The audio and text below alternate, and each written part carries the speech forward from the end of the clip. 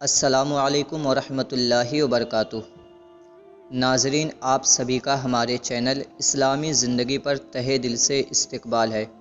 آج کی اس ویڈیو میں ہم بات کریں گے نماز میں سستی کرنے والوں پر آنے والی 15 مصیبتوں کے بارے میں۔ آج کی یہ ویڈیو خاص ان لوگوں کے لیے ہے جو نماز میں سستی کرتے ہیں۔ تو چلیے ناظرین، شروع کرتے ہیں آج کی ویڈیو۔ بسم اللہ الرحمن الرحیم۔ حجت الاسلام امام محمد غزالی رحمتllahi تعالی علیہ مکاشفۃ القلوب میں فرماتے ہیں، جو شخص نمازوں میں سستی کرتا ہے تو اللہ تبارک و تعالی اسے 15 مصائب یعنی کہ مصیبت میں مبتلا کرتا ہے، 5 دنیا میں، 3 موت کے وقت، 3 قبر میں اور 3 قبر سے نکلتے وقت۔ دنیاوی مصائب یہ ہیں کہ اس کی عمر سے برکت چھین لی جاتی ہے، اس کے چہرے سے صالحین کی نشانی مٹ جاتی ہے، اس کے کسی بھی عمل کو اللہ تبارک و تعالی اجر نہیں دیتا، اس کی دعا آسمانوں کی طرف بلند نہیں ہوتی، نیکوں کی دعاؤں میں اس کا کوئی حصہ نہیں ہوتا، اور جو مصائب اسے موت کے وقت درپیش ہوں گے وہ یہ ہیں کہ وہ ذلیل ہو کر مرے گا، بھوکا مرے گا اور پیاسا مرے گا۔ اگر اسے دنیا کے تمام سمندر پلا دیے جائیں تو بھی اس کی پیاس نہیں بجھے گی۔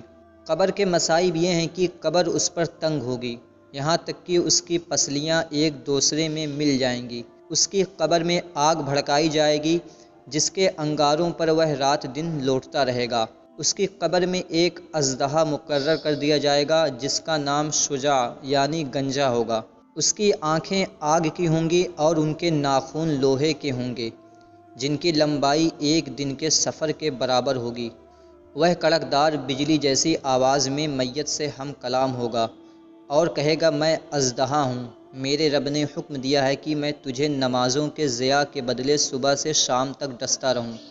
صبح کی نماز کے لیے سورج نکلنے تک، نماز ظہر کے ضائع کرنے پر تجھے ظہر سے عصر تک، عصر کی نماز کے لیے مغرب تک، مغرب کی نماز کے ضائع پر عشاء تک، اور نماز عشاء کے ضائع کرنے کی وجہ سے تجھے صبح تک ڈستا رہوں۔ اور جب وہ اسے ڈسے گا وہ 70 ہاتھ زمین میں دھنس جائے گا اور قیامت تک اسی طرح اس کو عذاب ہوتا رہے گا۔